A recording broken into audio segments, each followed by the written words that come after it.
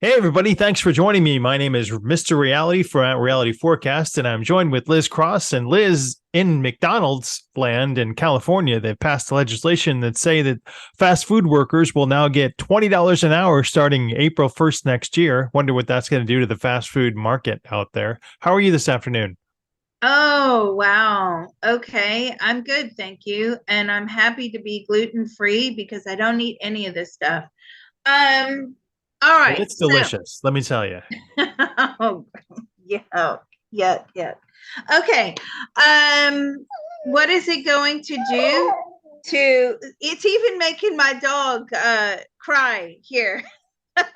Sorry about that.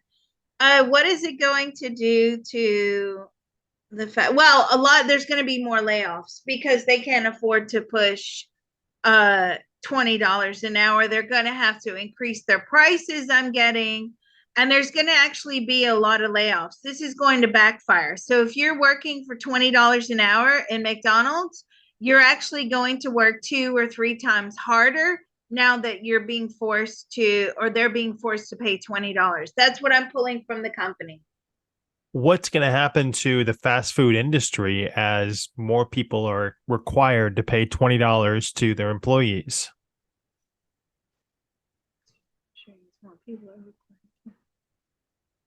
You're gonna see it start taking a bit of a nosedive because the prices are going to go up. Like, people eat cheap food. A lot of times, I don't know if it's due to lack of education, lack of time, limited budget. I don't know.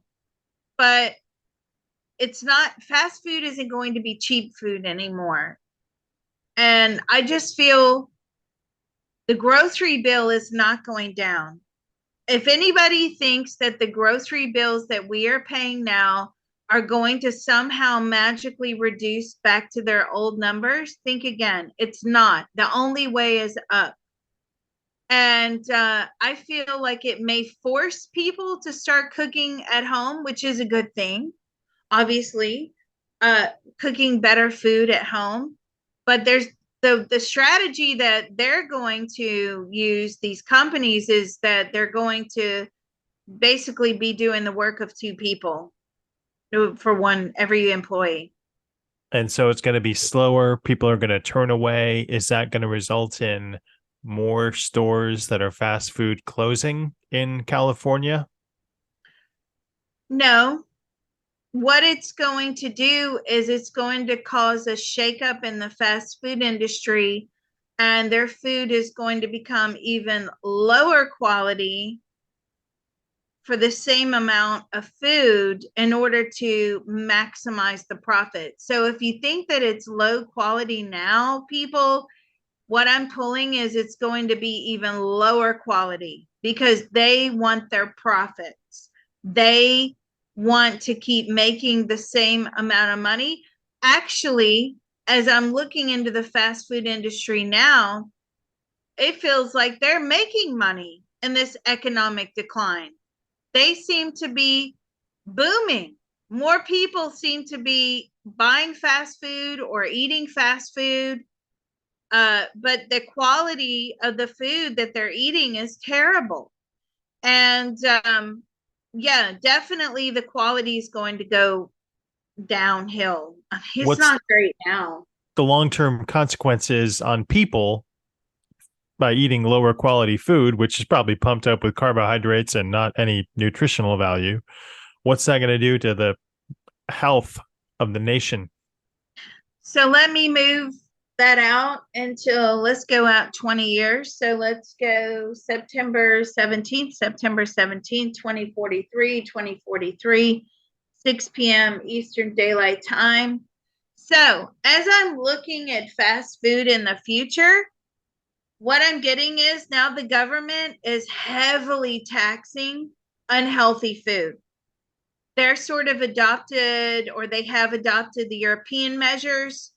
In the UK, I know that sodas are higher priced than uh, non-sugary drinks. So there looks like they're doing the same. They're putting higher taxes, a health tax on food that is not good for us. I feel like the government has started to step in on a nutritional level, and the reason is because the health of the country is off the charts, as in diseases, cancer, diabetes, heart problems. It's just getting worse and worse and worse. I mean, there are people now my age that just refuse to cook, and or maybe they don't know how, but people don't have an excuse. And I'm sorry, all y'all listening out there, I'm so sorry, but there's no excuse, because all you have to do is watch a YouTube video.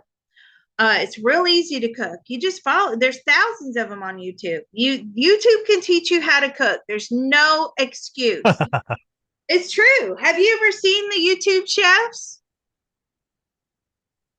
Have you seen Lots. them running? Yeah. I mean, you can make anything now.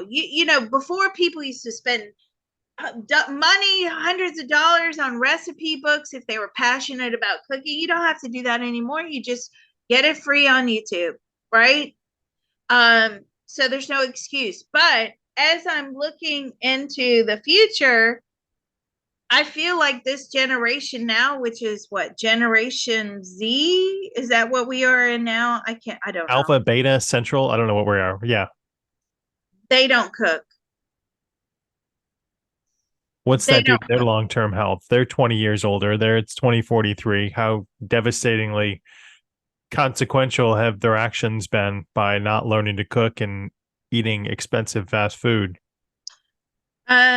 So I feel like colon cancer is off the charts.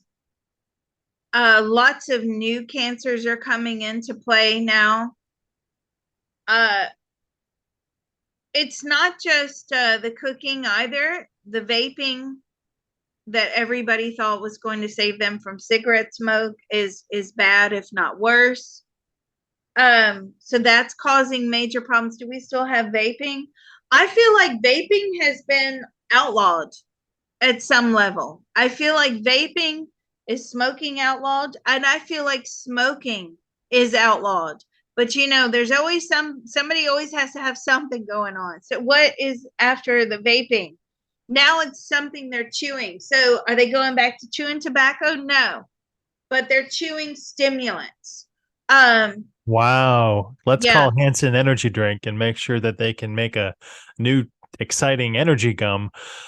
I wanted to ask about people in general and diets in general.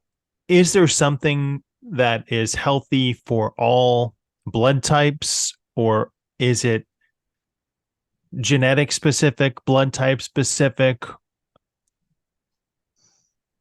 Is it genetic specific?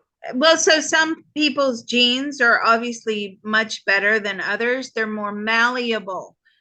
Okay, that is a massive light bulb moment for me, because some genes are not malleable at all. They're stuck in the dark ages. They're not keeping up with evolution. And then some genes, some people just have this, natural tendency to absorb the nutrition of the time, which is going decreasing, decreasing, decreasing, and they seem to be fine. So their bodies are adaptable to evolutionary eating, whereas a lot of people are stuck in the dark ages. So their genes are still programmed to, the diets way back when, and they're the ones that are going to suffer the most. Which Right. genetic markers or geographic markers are people that are more stuck in the dark ages so they can avoid the new foods? This actually confirms a theory that I had And I just remembered this theory. I was like, oh, yeah, I had this theory a long time ago. People that have struggled with weight their whole life, and they're the type of people that sort of eat minimally and they still put on weight. Uh, they're the type of people that can't eat carbs. They're hypersensitive to carbohydrates. Their genetic programming is stuck back when we would only eat like maybe once every other day. We ate very minimal. That's where their genetic programming is, not this 24-hour access to food. So, what I'm getting as I look in the future, are those people still affected? Yes, absolutely. Those people are still affected, even more so. We are consuming so much sugar. Even in the future, I'm like, are we still consuming that much sugar? There's been some sort of government health intervention to stop the sugar, and the way they're going to do that is with a health tax.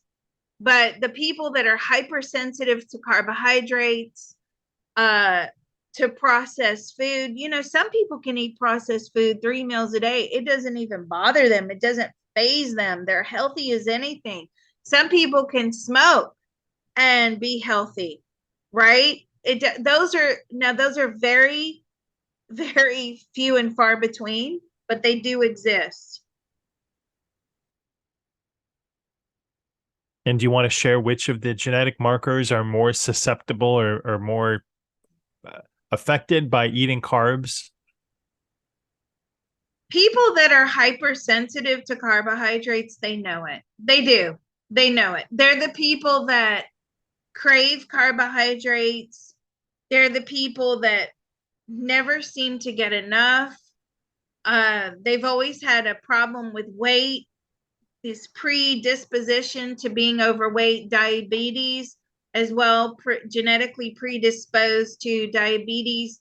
Those types of people, they're not going to fare well in 20 to 30 years time. We're becoming more uh, inactive as a human species. Obviously, here in the West, it's becoming even more so. So that's a massive problem. And the health organizations in the West are really going to have to revamp everything that they ever thought about food and health, is what I'm getting. The calorie intake is way higher than what it needs to be for those people that are not active. Way, way high. So you have, people pushing 2,000 calories a day. Well, a lot of people don't need 2,000 calories a day. They're going to have to A lot of revamp people all can their get by charts. with 1,000 every other day. Well, Mm-hmm. let's look for new health initiatives in the future and don't pay the penalty taxes, because it just goes to the government and then they're happy and you're still fat. Oh my God. Well, the way around this, I mean, ultimately, the way around this to make sure, the only way how your food is going to be from start to finish is if you grow it yourself, right? So, microgreens, we've had that before. Those are the most beneficial foods. I'm even getting that now. 20 years from now, there's a whole micro movement. Again, those microgreens are, they're finding that they're so powerful. There's a lot of algae. There's a big movement in algae, taking algae, trying to source food that is naturally nutritious and plentiful. It's becoming harder and harder as time goes on. So the reality, Yeah. Mr. Reality, is that we need to grow our own food. But The do we reality have I've time? seen is little spirulina wafers that people have in their home in about 30 years, that you get these green spirulina chlorella wafer discs made from algae that are nutritious, but probably taste terrible. I don't, the thing is, I think we're going to have to go beyond. I mean, if you want to be healthy, you sort of have to go beyond eating for pleasure to eating to live, right? And you're going to have to, like, you know, what they used to say when we were kids, like, hold your nose and you won't taste it. Yep. That's what we're going to have to do. We're going to have to hold our nose and try to get some of these foods down. But seriously, I mean, a little bit of gardening can go a very long way. Hey, thank you so much, everybody. And thank you, Liz. Bon appetit. Oh, yeah, on your Big Mac. Okay, bye.